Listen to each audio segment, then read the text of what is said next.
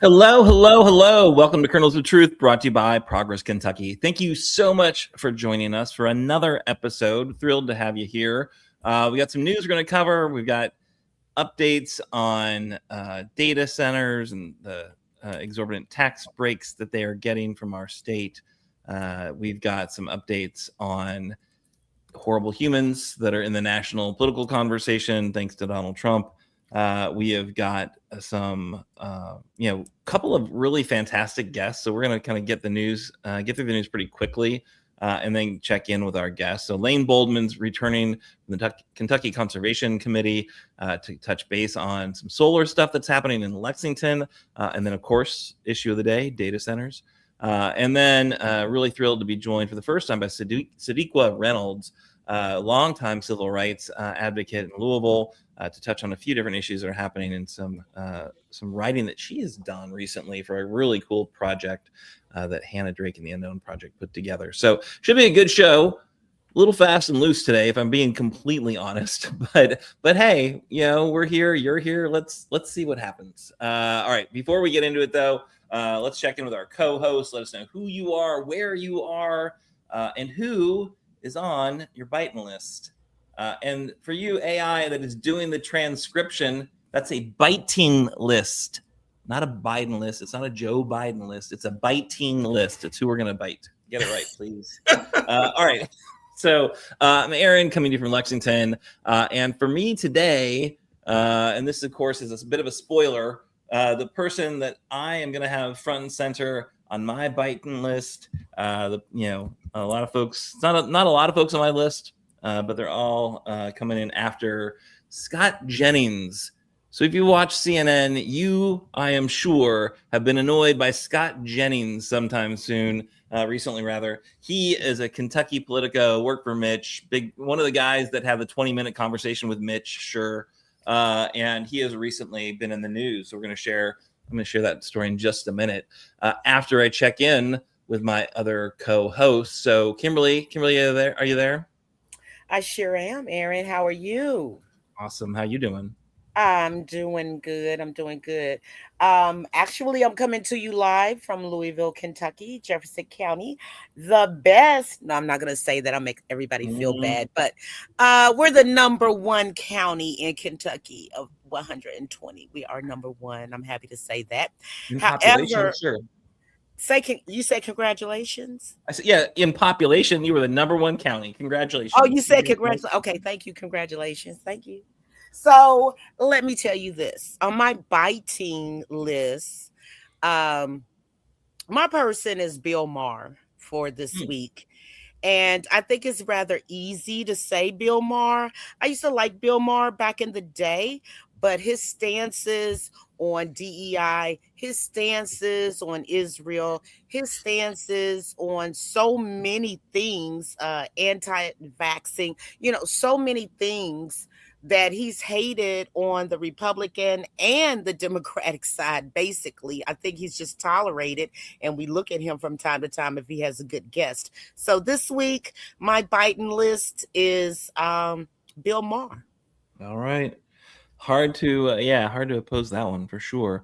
All right, coming in third, your friend of mine, NATO. What you got, buddy? Hey, Kimberly. Hey, Aaron. It's Nate Orshan here, broadcasting live from a hotel room just a little bit north of the Ohio River, so I'm close to Kentucky. And my BITIN list has got to have RFK Jr., our Secretary of Health and Human Services. And you know why? Because Kentucky has a measles outbreak, according to the Kentucky Lantern. Year's total number of cases is the most we've seen since when? Since 1991, according to our Cabinet of Health and Family Services.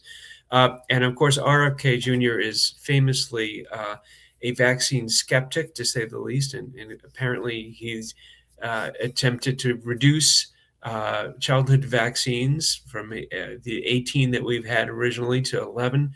And he sort of panders to the people who don't want to give their kids measles vaccines because they are dumb. So, RFK Jr. But I wouldn't bite him because, who knows where that skin's been. Yeah. We know. What we know is that we don't want to bite that guy. Yeah, unless if you get one of the wipes, maybe you get a wipe and you really. They made me scared. They made me scared. I wanted to get a shingles vaccine, and they've made me scared to get it now. Who made you scared? RFK. Come on. Don't listen to that clown. I'm just messing with you. I'm going to get my shingles vaccine in a couple of weeks, okay? Yay. Yay, vaccines. We're pro-jab here. We're pro-jab. I am pro-jab. Pro-scientific process that actually shows safe and effective vaccines, which are the ones they actually let on the market. So we got that going for us. At least we did. Who knows what we'll end up with in the next couple of years. That sadly. All right, those are good. It's a good list. Thanks for sharing them, folks. I want to do one thing before we jump into the news, right? So I had a really exciting day today. Work aside, I got to take a quick break and drive to the U.S. Postal Service, folks. And I always love checking out the Postal Service. Friendly folks there. They were really friendly. I'm not lying. And I caught them at the right moment. And I got to drop off, I'd say, thousands and thousands of handwritten postcards, postcards that are going to the most important voters, in this election that is coming to us very soon. Annabelle, how many days till this election? There it is, 75 days until election day. 75 days to defend democracy. And we put these postcards in the mail. These postcards really are the kind of, the first stage of an incredible amount of volunteer time and energy. Handwritten postcards asking voters what are their views. Take our survey. Let us know what you care about, what you're concerned about. And then we can use that information to share with the folks who are seeking our votes to make sure that they know what matters to us, right? And then also the act of taking that survey helps us to figure out, start getting people engaged, start figuring out where they lie on this political spectrum, make sure that there are people, because these are people that we're sending postcards to that, they're not the world's best voters. And no shade. I don't, I'm not judging, because good God, it's hard to be a really great voter when you look at this political system we're dealing with right now. It's hard to be inspired enough to win that battle with the couch. But we know if these people do win the battle with the couch on November 3rd, makes our life a lot better. Makes it way more likely that the politicians we want to see in office will get there. So we've got a full court press, full program we're running, but this is step one, and it was so thrilling to just take so many volunteer hours into the Postal Service, stamped, mailed them off, and now what we're going to be doing is following up those postcards. We're doing canvassing, we're doing some specific conversations at the door, open-ended conversations about what people care about, what they think about voting, why they value voting, and get people ready to. Again, it's a long process between now and November 3rd. Those 75 days, we want to put them to work to get people as prepared as possible. And so if you are in the 6th district, and if you have any interest in sending our man Adam Mahr back to Frankfort, he has got probably the tightest re-election race in Kentucky. A lot of these districts are super gerrymandered, so they don't really have a competitive race. Adams is competitive. It is going to really, every vote is going to matter. So we're starting all of our voter outreach in the 45th district. We're going to have conversations with voters. So come and join us. Come canvass with us. It's going to be at Shillito Park. We're going to be there at 10 a.m. Shelter number 5. Or thereabouts, but look for the big purple Progress Kentucky, and we would love to have you join us at that. So I'm going to be there. Annabelle's going to be there. A bunch of other. Was that a applause track? Is it like yes, yay, democracy, yay! Thank you. Annabelle's figuring out what kind of resources we have for our production. I appreciate that. All right, so that's it. Now we're going to get to news of the week, but again, it's a full program to get these voters to that finish line on November 3rd. Postcards are important. The canvassing is really important. Probably the most important thing you can actually do one-on-one with a stranger to get them to show up in November is to have those kind of deep canvassing conversations. And I think we should have a good crew on Saturday. I know I said let's move on, but one thing I forgot to tell you, if you do come out and join us, there's a Mobilize link, which we will put in the chat right now, so you can RSVP.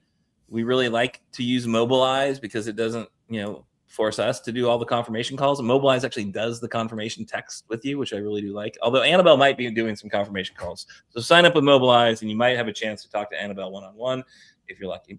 But I do use that link, which we are putting in the chat right now, right in the comments. Annabelle. Maybe we're not. We'll see what happens. It will be in the show notes. Mark my words. All right, now let's do news of the week.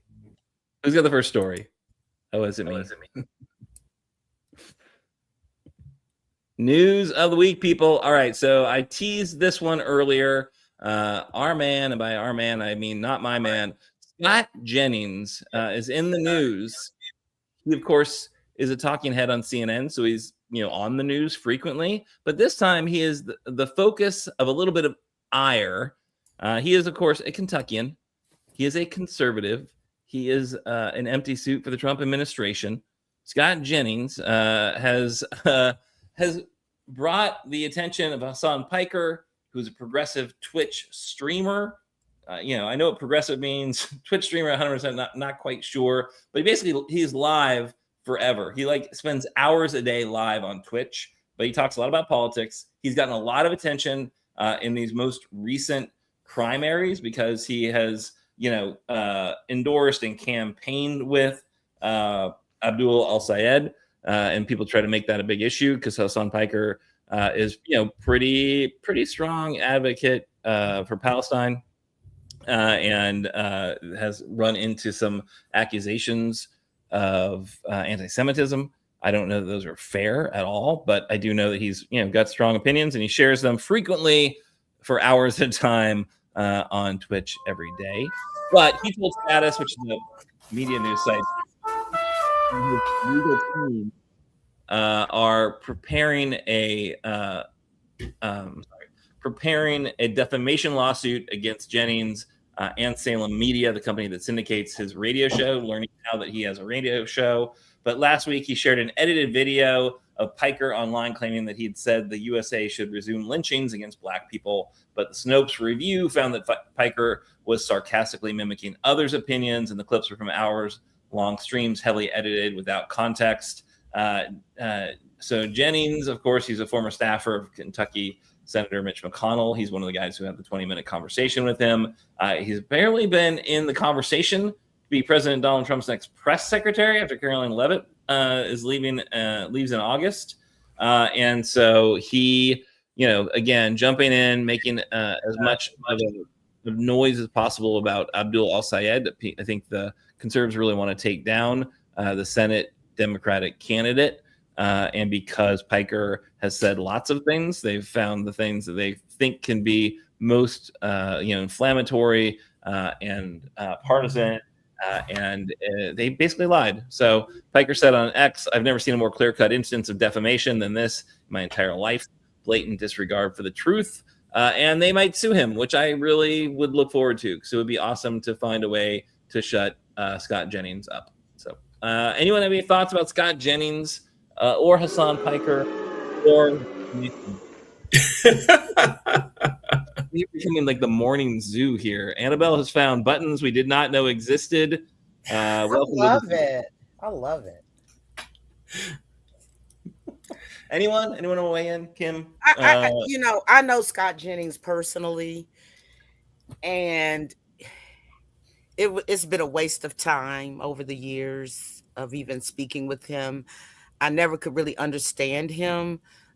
We've had long conversations over an hour or so, and I still couldn't understand where he was coming from. And he was like a used car salesperson trying to sell me over to becoming totally conservative. And and I would just tell him what I would think about it. Like, that will never happen as long as there are people like you in there, Scott. And I say it with a smile. But, anything with Scott is not unusual, in my opinion, in my experiences with him and what he's done at this particular point. It's not a surprise. I hope you guys are not surprised either. If you look at him on CNN, you would be like, this is not a surprise. Right. Good point. Nate, any Scott insights you want to share? No, not about him in particular, but if I can generalize a little bit, I know that it's very popular on the right with politicians and whatnot to advocate for libel, for easing up on libel laws and defamation laws and making it easier to sue somebody, if you don't like what they're saying. It's a classic kind of talking point from our president. So, of course, it amuses me to think that one of theirs might actually have to face up to that kind of thing in court. So, let it rip, Hassan. Let it rip. Maybe we'll talk about this later with one of our guests, but I think this idea of fighting for you, right? Like, no one wants to see the Democrats just continue to just roll over. So yeah, maybe Hassan Piker isn't your cup of tea, but we know Scott Jennings isn't, and we should not let him get away with lying about the left, right? Wherever he chooses to focus his bullshit, right? All right. So I think we have another story, and then we're going to get to our first guest, Lane Boldman. So, Kim, what you got for us? I've got a doozy, hot off the presses today. Will Kentucky end the tax exemptions or reduce the tax exemptions for data centers here in Kentucky? And as much as we talk about data centers and how dangerous they possibly could be for your communities, we don't need to allow our state to become this place that is a haven for data centers. It is seemingly to me that that's possibly happening at this point. When the U.S. right now is in a $1.8 trillion deficit, going to be $2 trillion or more by Christmas, and $432 billion in a deficit, the highest in 5 years for the month of July, I don't think that any data center needs to get any type of breaks at this particular point. But of course, Aaron, your friends, the GOP in Frankfurt, has come up with a plan, possibly, and led by Senator Robbie Mills of Henderson, and he's also a majority caucus chair. He said in an actual social media comment that he has a feeling the state's sales tax exemptions are going away or will be substantially reduced. He said the exemptions, in his opinion, are not needed to attract these huge investments right now. But how can the General Assembly reduce or altogether remove the state's tax exemptions for data centers here in our great Commonwealth? So there is a lot of chatter and talk, a lot of whips, votes trying to interest in this particular deal. So it makes you think, to a certain degree, is Kentucky becoming a place that is more and more and more concerned about the money rather than the health conditions of its residents of this state? So this has been going on for a while. We just didn't really know a lot about it. It's coming out a lot right now because we're talking more about data centers. We're finding out more about data centers. I think it's a household word right now, data centers. But if the Kentucky legislature approves this expanded sales and use tax exemptions that's qualifying for data centers as part of a larger bill, the incentives can last up to 50 years with these data centers and do not include a cap and do not set job and wage requirements. This tells me most certainly that in our Commonwealth, our GOP is most concerned about the money as usual. So Yeah, boo to them as usual. It's always boo. I never hear a yay. So, developers have also announced, you guys, that the multi-billion-dollar data center projects that are trying to go on across the state, the tax exemptions have drawn increased scrutiny at this particular time, since the general public now knows what's been going on behind the scenes, as they say. And there's also a recent analysis from the Kentucky Center for Economic Policy, which is also one of our friends, I believe, Aaron, if I'm not mistaken. That would be what is his name, Aaron? We're Jason all Bailey. Jason Bailey's been on the yes, show. yes. We had Dustin on. Dustin Pugel was on 2 weeks ago, 3 weeks ago, recently, and he referred to this as well. So yeah, we've talked about data centers a lot. They did a really good job in their report, pointing out what the vulnerability of the taxpayers to these projects and these tax breaks. But yeah, anything else you want to bring in on these? Yeah, and also Jason is talking about, that's the person I was talking about, Jason Bailey. He's also, as they've done different data and research, he's saying that the state would actually miss out on billions of dollars in tax revenue if this was to go forth. So we need to most certainly call our lawmakers, make it known, email, call, talk to them when you see them at the grocery store, at the CVS, Walgreens, wherever you may see them, and let them know. Do not let that go on, because if it is allowed for a data center in Kentucky, they need to pay their fair share of taxes. Yeah, for sure. Yep. So this is actually, we want to bring on our first guest to talk specifically about this, because you've elevated some really important issues. Obviously, we are seeing local fights happening around them. So Lexington now has a moratorium. I think Louisville has a moratorium, but is it doing what the people wanted it to do? But then we've got 30 some odd data centers that are being proposed all across the Commonwealth, with some enormous ones kind of in the pipeline.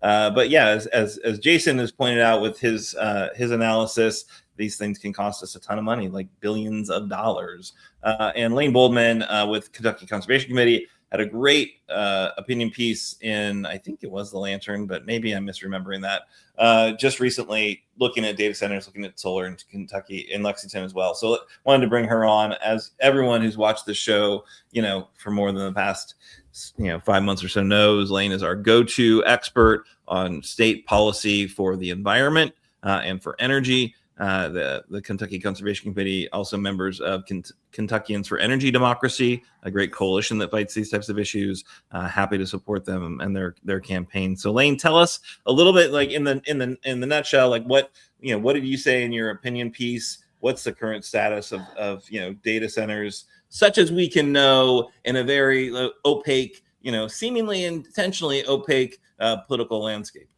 Sure, and thanks for the invite. Well, as you know, there's these things are popping up daily, right?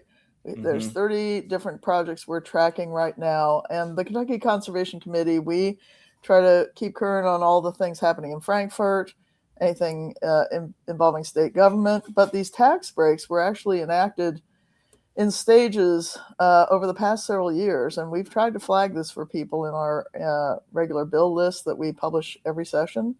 The big bill that really got things going was HB 775. That was in the 2025 session, and that kind of broke the dam on a lot of these projects. I had someone approach us about a month ago. We should do a petition against the cost of data centers, and I said, if you read our bill list, you would know that we're already paying. And we have been paying for a couple of years now on equipment, on the energy use, on also the computer chips, which need to be changed regularly on these things. The tax breaks have been going on for a while. But what I really appreciate about what Jason Bailey and his crew did at the Kentucky Center for Economic Policy, and we work with them pretty closely, is they packaged it all up now that they're kind of getting the bottom line figures on this, and they're showing. They just did a webinar yesterday, which you can find on YouTube right now. So I highly suggest that the public check out KY Policy's YouTube page, and you can find this presentation they just did. But they give examples of how this really plays out. The tax breaks were significant, good for 50 years, but what they point out that the public isn't aware of is in 50 years, you can do a whole refresh of all your equipment several times, right? Because these are highly specialized computers and they can become obsolete pretty quickly. So that ends up being quite a lot of money. In one of their estimates, 4 projects that they flagged in Jefferson, Hancock, and Boyd and Greenup counties could be as much as 1.2 to 2.2 billion in sales tax exemptions. That's huge. A couple of potential projects reported by LG and EKU showed a potential of 4.6 to 8.6 billion. Whoa. So please watch their presentation. It's a real eye-opener. And like I said, we tried to flag this when the bills came out, but every year there were a couple more bills that gave other tax breaks. And then, like I said, the dam burst open in 2025. That's when you started seeing all these data centers really coming in. So yeah, it's the sad thing about a lot of the work we do is we try to flag these things as they happen, but sometimes it's hard to see how all the puzzle pieces come together. And I think right now everyone's getting a pretty clear picture that these companies are overwhelming the system. They haven't been terribly transparent to the public, and the cost is very real. Well, right, and they're on the transparency front, they're even like signing NDAs with local governments to try to hide those conversations. I guess I wonder, you pointed out this it happened in succession. It happened like multiple sessions ago and kind of got worse and worse, or added additional incentives for these data centers kind of before the data center rush was really apparent, right? Before the AI, bubble really kind of got to the point of where we are right now. Who was the kind of consistent champion, if we were going to name names, of, putting these in place? Oh, I think a lot of lawmakers just saw that it was something new, exciting, and they needed to get on the bandwagon fast, or else some other state would get the goodies, right? Not understanding how much it's actually costing, too. And one of the things I tried to point out in the editorial you mentioned that was in the Lantern a couple days ago is we're not just losing tax dollars, we're losing our industrial base out of it. Because what has happened is it's no longer as profitable for, say, an AK Steel or a Century Aluminum, which are 2 companies that are now becoming data center sites, to make anywhere near the amount of money that these data centers are making if they sell off the company and give that energy-rich infrastructure site to a data center.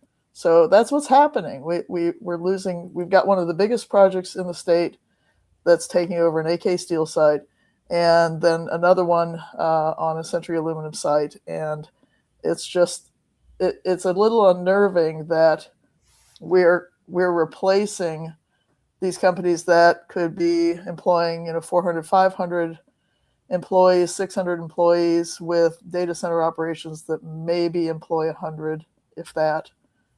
So that's a concern. Can you talk a little bit, and then I'll throw this to my co-hosts if they have any questions about this issue, but talk a little bit about that aluminum smelter, right? Because that was an interesting situation. Yeah. We actually lost 2 projects. Well, 3 projects if you count the AK Steel. So TerraWolf has come in and taken a steel site in Ashland, and then, like I said, the site in Hawesville, which had been a Century Aluminum. But then we also lost out on a potential new smelter. I mean, the United States is really losing its entire industrial base, and we had two smelters in Kentucky, and we had prospects for a new one that was going to be powered with clean energy, affordable energy, not big old coal plants. And because we had not yet built out enough solar, we went through a whole long period of getting a grant awarded, but then you had to, before that could be completed, you had to actually come up with the energy contract, and the state was just never able to do that. Century was asking for a really lowball deal on the energy. And I don't know how much politics played into it, but at a certain point, no matter what the incentives were that the state offered, suddenly this project decided to go to Oklahoma, a redder state, I guess, and it became a joint project with Century Aluminum and some interest in the UAE. So that actually is still developing.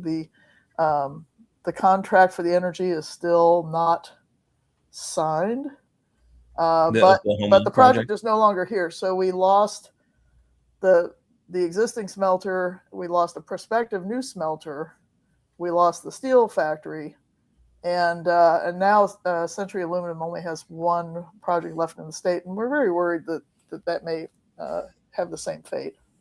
Yeah, because that was supposed to be a green smelter, right? It was a green aluminum was the end goal there. Yep. Climate neutral aluminum. Of course, aluminum, if you know anything about these industrial materials, the most energy intensive material, right?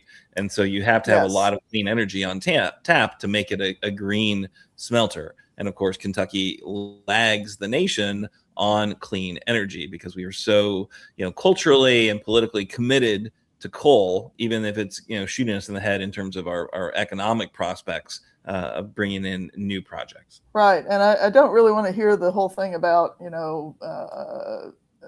how solar is not sustainable. There were already solar farms built out where AK Steel in other parts of the state had contracts for the power. So these heavy industries were starting to leverage that power. And I think it's a real shame for Kentucky to have lost out, and also at the same time losing capacity for the aluminum for the auto industry because the Trump administration had pulled the tax breaks prematurely for electric vehicles. So all of a sudden you have all these companies that were coming in, building out new industries, ready for the clean car revolution, right? And suddenly the aluminum's been pulled, the power isn't getting built, and you have these battery factories now that have had to pull back. Now, the one thing the state is doing, which I think is a real positive move, and the governor just had a release on this this week, is they've been shifting gears and putting more focus into battery storage. Solar and storage is every bit as reliable and probably more reliable and certainly cleaner than coal or gas right now. And so since they're not making car batteries, they're going to make storage batteries. I think that's a positive thing, but let's see if the economy keeps getting disrupted with these major blows. Yeah, for sure. An uncertain policy landscape for these industrial, and these manufacturers to try to navigate for sure. Right. The kind of like whiplash between Biden to Trump, and but Anthro Energy, I know, is breaking ground on a new EV battery factory outside of Louisville. Also, Ford is committing their Louisville truck plant to do, I think, their next gen EV truck, which is exciting. So there's still opportunities for sure, but it's a challenging landscape. And when gas is at $4, I love my EV. Yeah, that was the time to be driving. All right, so I'll throw it to my co-host, see if they have any data center questions they want to pose to Lane, and then we got to touch on Lexington solar quickly. Nate or Kim, anything on data centers? No, because when Lane comes, she brings it with all the information. I try to rack my brain for a question. I'll mention one more thing, though. You talked about telling your lawmakers to pull back these tax breaks. We just reposted it while we're talking here on the top of our Facebook page. We've already have a petition. We've actually been running for several months on this. Ooh. Is this the one you're doing with Kentuckians for the Commonwealth, or is this? Yes. Yep, yes. I signed it already. But yes, everyone should sign it. It's right there in the comments and on the screen. Nate, anything you want to bring up on data centers before we move? No, just that I was really struck by the notion that, for would-be sort of in good employing manufacturers, there's this opportunity cost where it's actually cheaper, or it's actually more lucrative for them to go with these big data centers than to do the stuff they've been doing. And it seems like an analog of these kind of short-term rentals, the Airbnbs of the world, sort of taking over more and more of the housing stock, for the simple reason that property owners can make more money doing that kind of stuff than renting the old-fashioned way. And meanwhile, we've got a complete housing crisis. And both of these things point to the same solution: sane policy on the part of our lawmakers. So I'm just nothing but grateful, Lane, to you and Kentucky Conservation Committee for keeping, pounding on good policy for us, for Kentucky, and for the country. Well, thank you. We try. Sometimes it takes a little while to catch up, though. Yeah. Well, right. I get your emails.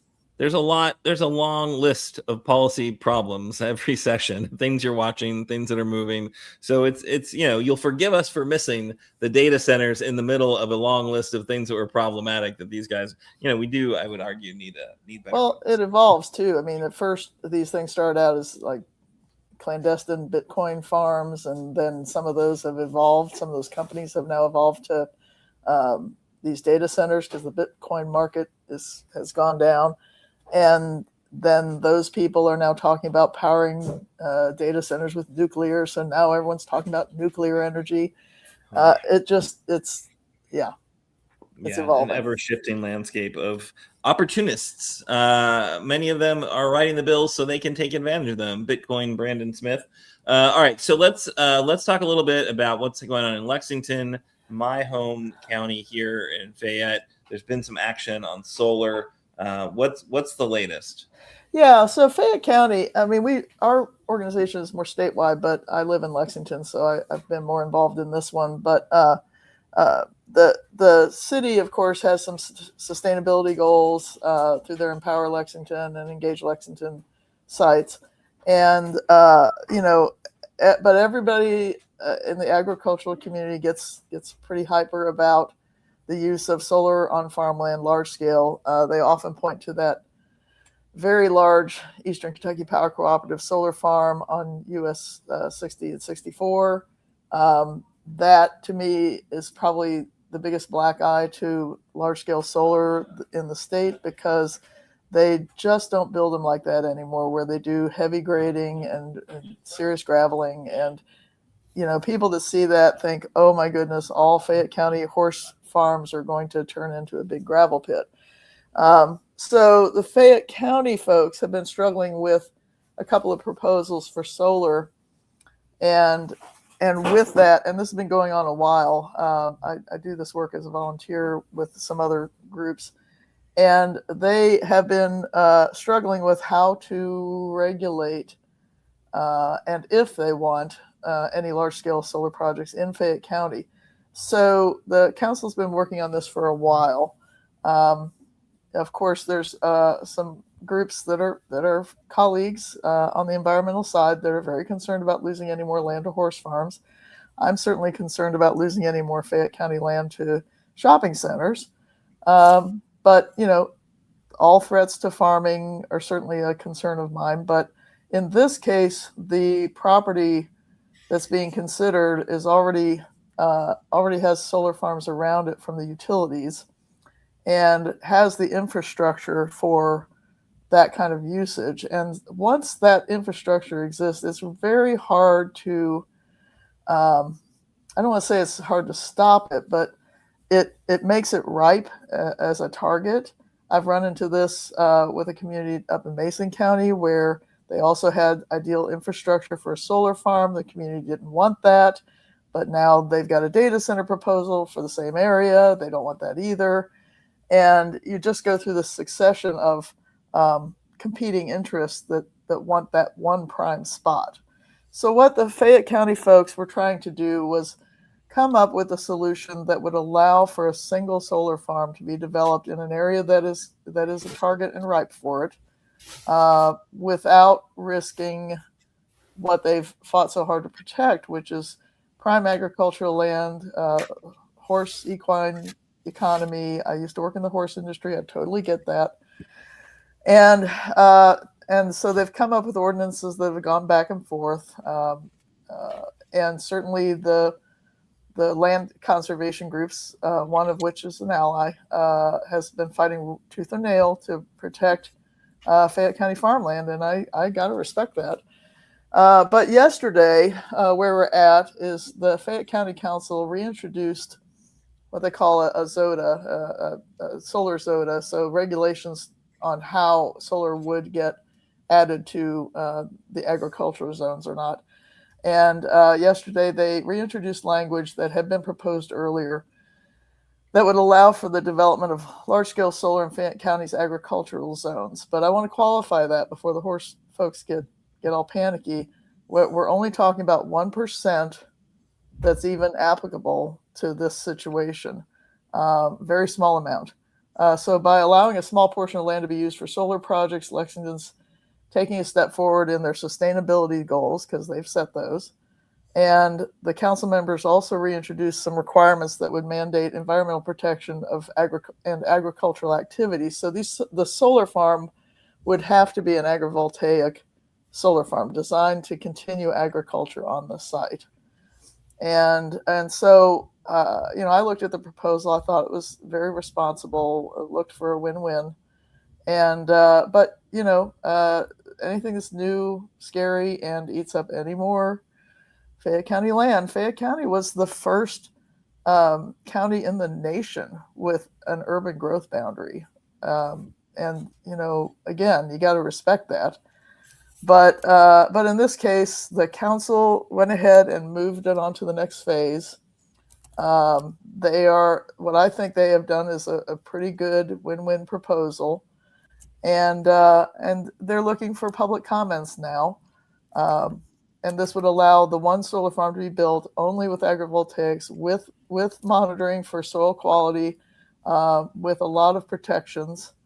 And we're looking for public comment now. So you can email council members at councilmembers-email@lexingtonky.gov.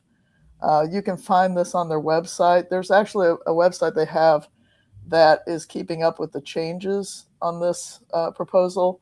That's part of their Engage Lexington page.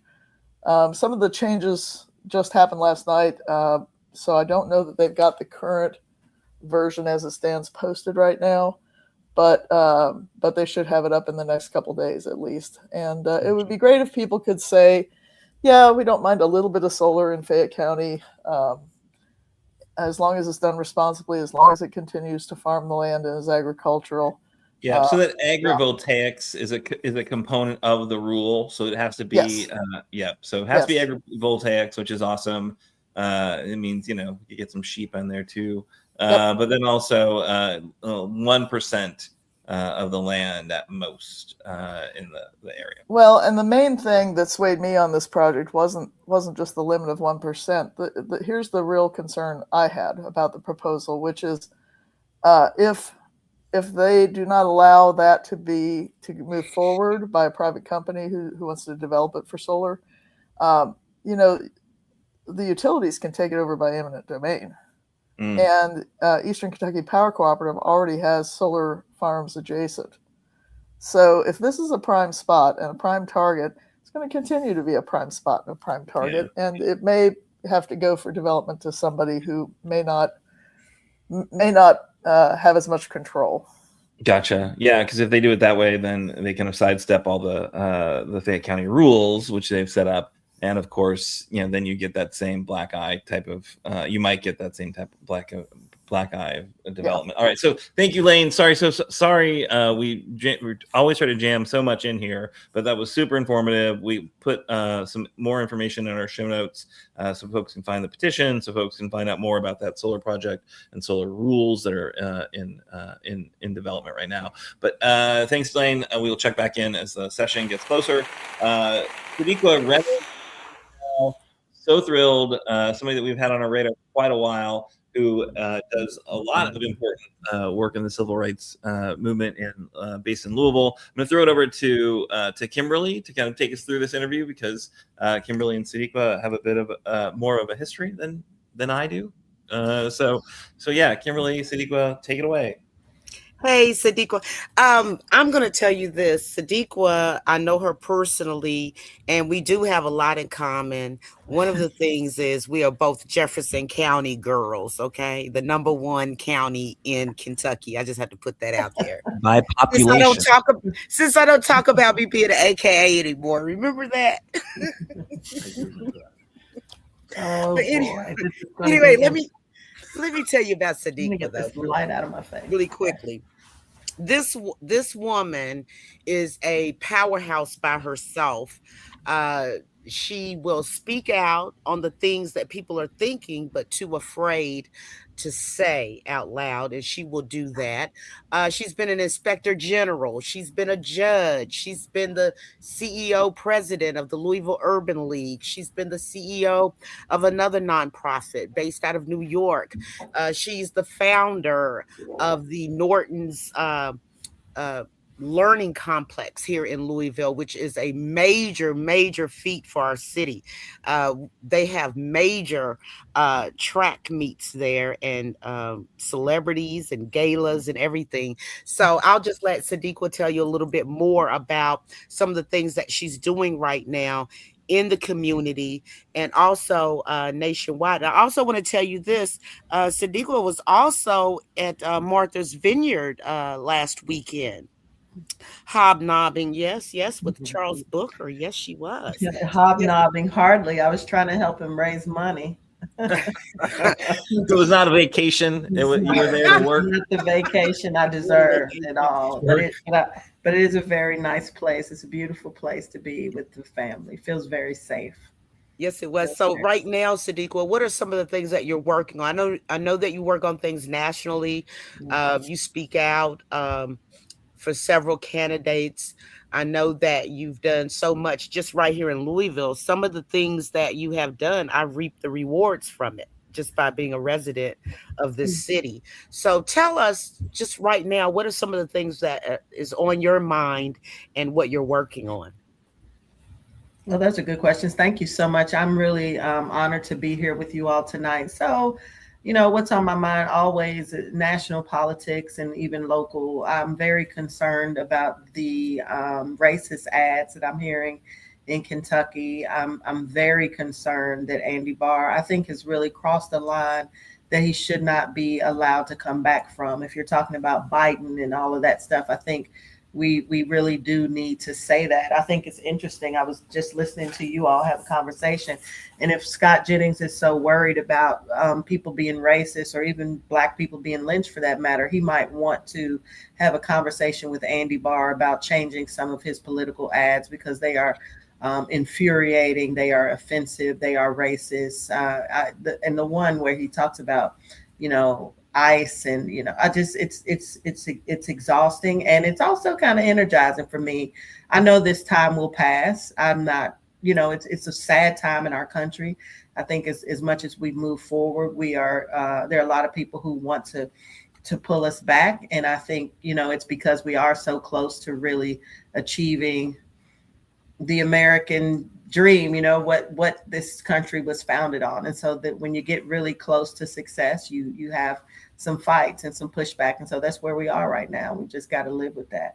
So, I'm dealing with that. Sadly, while I was at the Vineyard, I did find out that a young woman who I have been really connected with for about 6 years was detained during her final green card interview. She is married to a U.S. citizen.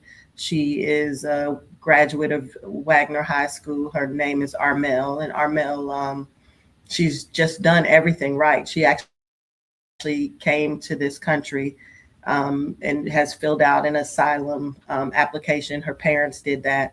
But beyond that, she's 21 years old. She's married. She's 21, 22. She's married. She has a child. They have a home. She has a job. She has an associate's degree. As I said, she's a graduate of Wagner High School, and now she's in custody. that's tough. It was tough to hear that. And I'm hoping that she gets a hearing for bond and that she's allowed to be released so this case can, play out in the way that I think it should. It's so funny to me that we have so many elected officials who are actually married to immigrants. And so I think they know best that there are opportunities for people to be allowed to stay in this country safely. And so I'm hoping that it works out for Armelle. And even in the face of all that, I still feel really positive about the potential for the United States of America. I think I run into so many people who are so exhausted and they want something different. And that exhaustion and that desire to see something different inspires me. It really helps me to know that people are not satisfied anymore with what they have been seeing. They don't like all the hateful ads. They are not mostly racist. I think we've got a lot of things that we have to work on in our country. And I also think that we can't paint anything with broad brushes. There is no group that is all good or all bad. There's no political party that is all good or all bad. And the minute we stop talking with each other, then we fail to really be able to make the changes that we so desperately need. But all that being said, if you are going to play partisan politics and you want to talk about people, you want to pretend that people are racist when they are not. If you really care about racism, then talk to the guy who's willing to run the racist ads. I think that's what should be happening. That's just my 2 cents on that. What else have I been up to? Oh, I wrote the foreword in a book called We the People that was put together by Hannah Drake, who is one of my favorite human beings in the whole wide world, and Josh Miller, who is also someone I respect so much. And I was blown away when they asked me to do the foreword for the Unknown Project. I was absolutely blown away because this is a compilation of work by so many smart people who care so much about our democracy. And so to be asked to do this right here at the 250th year of this country's founding, I think I was just, touched to do it. So I did. And I don't know if we have time for me to read anything from that. I would love to, but I'll stop and let you ask a question or, whatever you all want to do. I could talk forever because there are so many things happening in this world. There's so many things that I care so very much about. I want to segue into this, and then I'm going to pass it off to Aaron and also Nate. But, how did you, and the question I really want to ask, and it's one that I need a little motivation. Mm-hmm. I need a little encouragement. I've gotten a little tired myself. I'm not exhausted. I feel it, but I'm not exhausted. I'm still willing to do something. So I see you out and about 24/7. I'm like, when does she sleep? Mm-hmm. But how do you stay so involved so much every week, every month? How do you do that? How do you keep that momentum? It's the grace of God. I see it as a privilege. I really do. When I woke up the other day and I said this to somebody and then I ended up writing it on social media, it is such a blessing to be able to be useful to your creator. And I really do believe that. I believe that I am useful. I think that there are people who see me and they need help.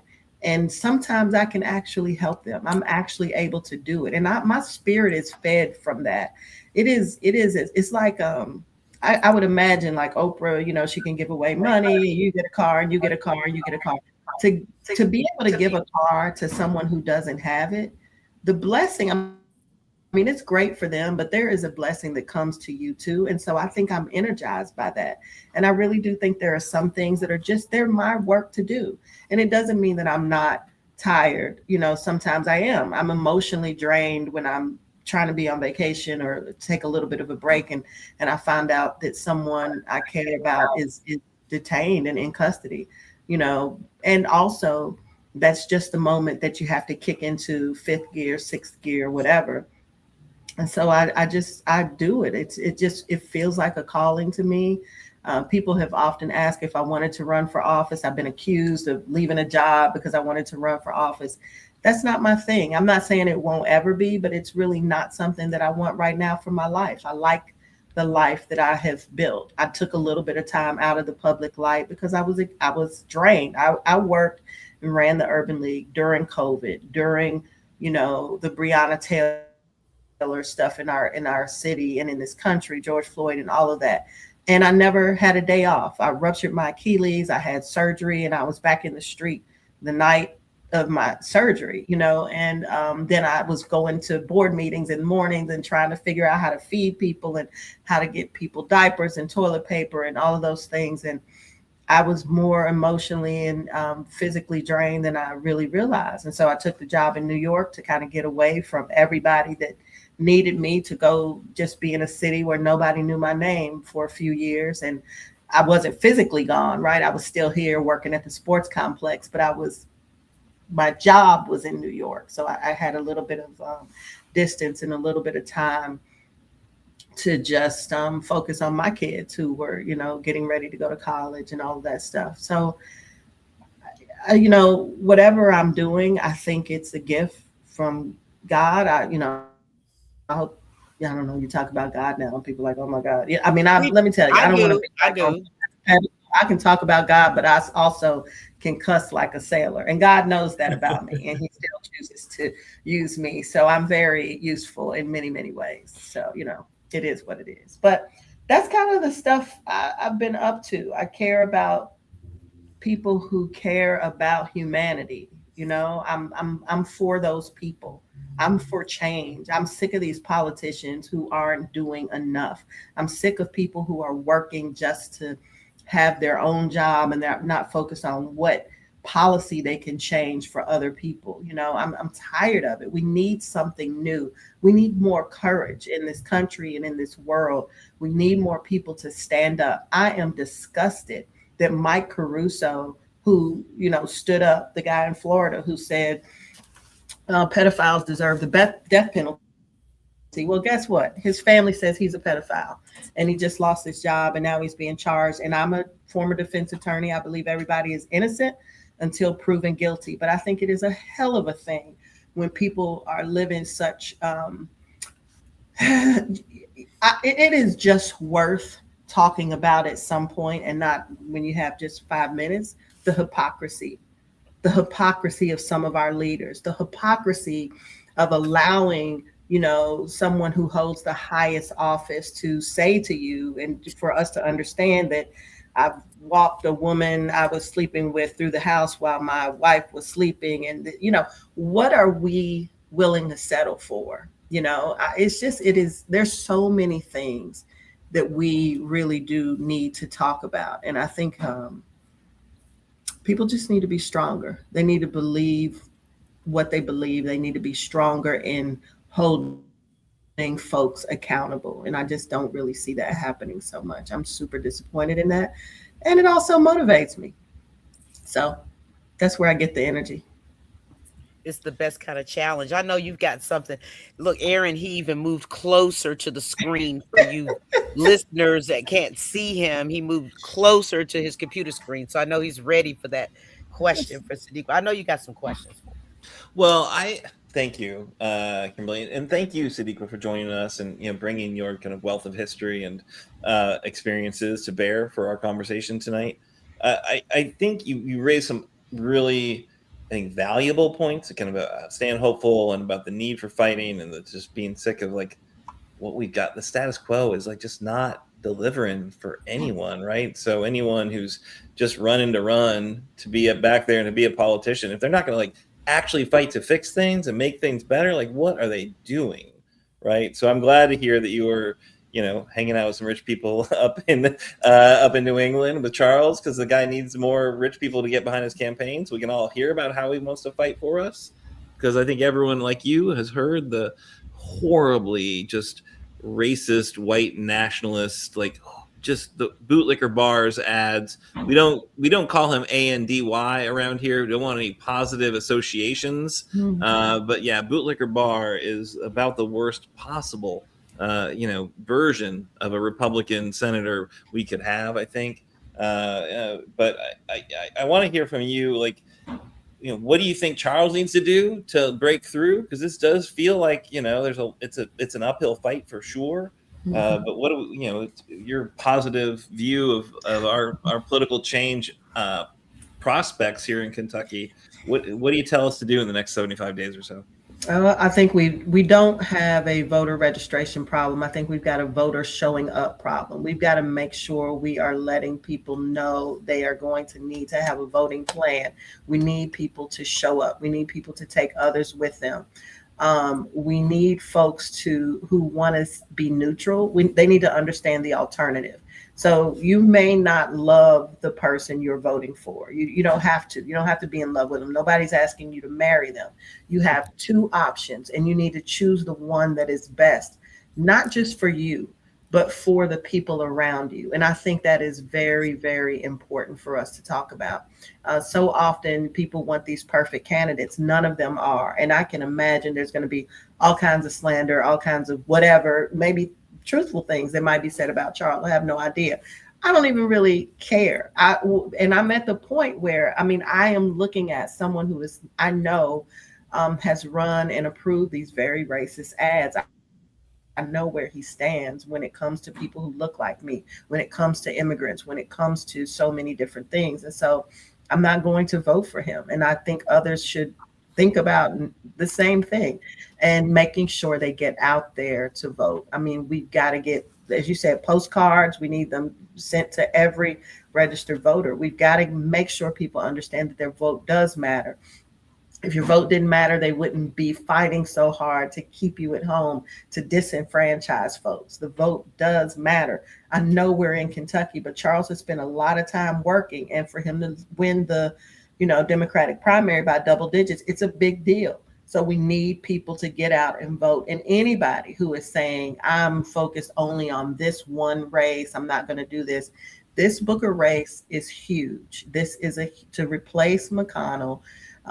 It's a big deal, and all Kentuckians need to be paying attention. So I hope that they are. That's awesome. Yeah, I'm going to bug you up for one more thing, and then I'm going to let you go. So you kind of came on my radar screen. I'm a Lexingtonian. I know it's the second largest, city in our fair. I used to live in Lexington. I graduated from the University of Kentucky Law School, so I have some. Okay, all right. That's the only thing I don't like about her. That's the only thing. That's the only thing I don't like about her. But what I did, see is that you had the foreword for We the People. Of course, we are huge Hannah Drake stands on this show. We've had her on. We would have her on every week if we could get away with it, but she's busy. And so, we would love to, if you wanted to read a little bit from your foreword, we would be honored to hear it. Really cool project, this anthology. I would love to do that, and I will. Can I tell you one thing? I know we got to go, but I do want you all to know that I'm currently, because people always say, what are you doing now? My full-time job. I am the founder, of course, and the president of the Norton Healthcare Sports and Learning Center. And we're not just a track. We've got SAT prep. We've got soccer. We've got all the things. And we're in the process of a $3.5 million expansion here, trying to get more fields for these kids so that they've got safe places. So there's tons of stuff happening. Awesome. Check out our website. That's one of the other things I'm doing. But here's some foreword. You ready? Yes. One need not experience freedom to fight for it. You only need witness it. This anthology underscores one fatal truth. A union that disregards the humanity of an entire population cannot be perfected, because there is no place on this planet where tranquility can exist without justice. The authors of the Constitution and its preamble had no regard for captured and enslaved Africans.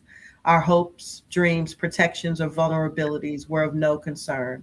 We live in a nation that never desired our equality, never saw our potential, and could not imagine us as human, much less citizen. We, the people, whom this country's forefathers never intended to be recognized as full men or full women, have used our oppressors' words along with our own blood, sweat, and resilience to attempt to build a nation capable of delivering decency and dignity for all. We have somehow negotiated our existence with those who stripped us of our children and had enough disregard to trust us to raise theirs. And still, we found the emotional capacity to mourn their tragedies, their school shootings, their bombings, their terrorism. Our survival has been a masterclass in negotiating with our captors. We found ways to not only love, but to forgive, hoping our profound example would inspire reciprocity, justice. It has not. And somehow we are still here. We made table scraps into delicacies and shared what we had. We woke each day and defied odds that were not just stacked against us, but piled on top of us. And just in the moment that the promise of America seemed close enough to touch, we were pulled backward and brutally reminded that the promise was never actually ours.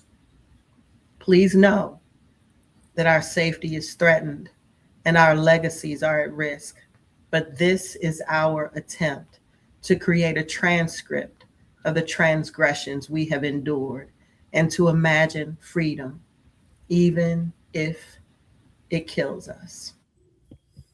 Woof. That's deep. That's phenomenal. That's powerful.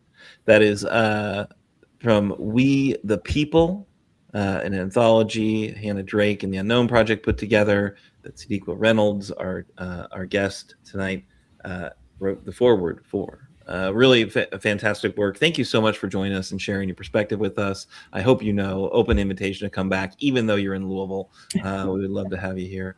And I think that's just a great way to end it, because 250 years, it's remarkable, but because the current leadership in the White House is, what you just read is probably illegal in his eyes, right? And Stephen Miller and what they want to do, and Bootlicker Barr, the kind of anti-DEI warrior, right? They just do not want to wrestle with these issues.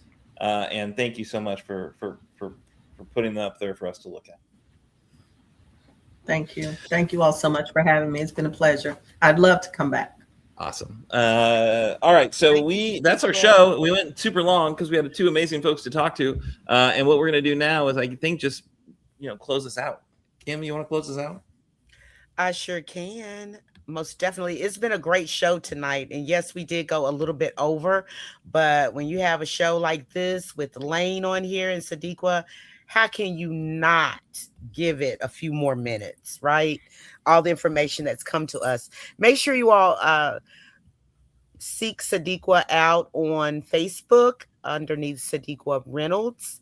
On Facebook, you would love a lot of her posts, and you can see a lot of the things that she's doing, and you might want to get involved. But the disclaimer first, Progress Kentucky is a nonprofit organization registered with the Kentucky Secretary of State and organized as a 501c4. We are affiliated with the Indivisible Project and Common Ground Kentucky Action. And we are also proud members of the Forward Kentucky Network. Progress Kentucky's goal is always to educate, organize, increase voter turnout, and advance a progressive agenda through civic engagement.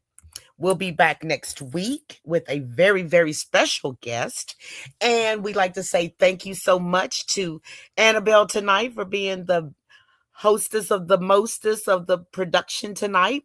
And also we want to say thank you so much, because our theme song came from our very own Nate Orshan, who is a co-host tonight. And you can find more songs from him at natosongs.com. That's NATO songs.com. And if you miss our weekly podcast, do not fret, my pet.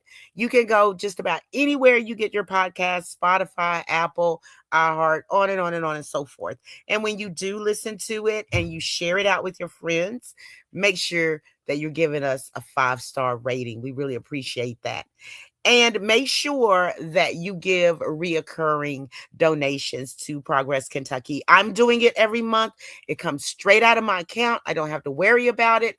And I know I'm doing good to get the right type of candidates into office. So until next week, we'll be back, and you have a great rest of your week.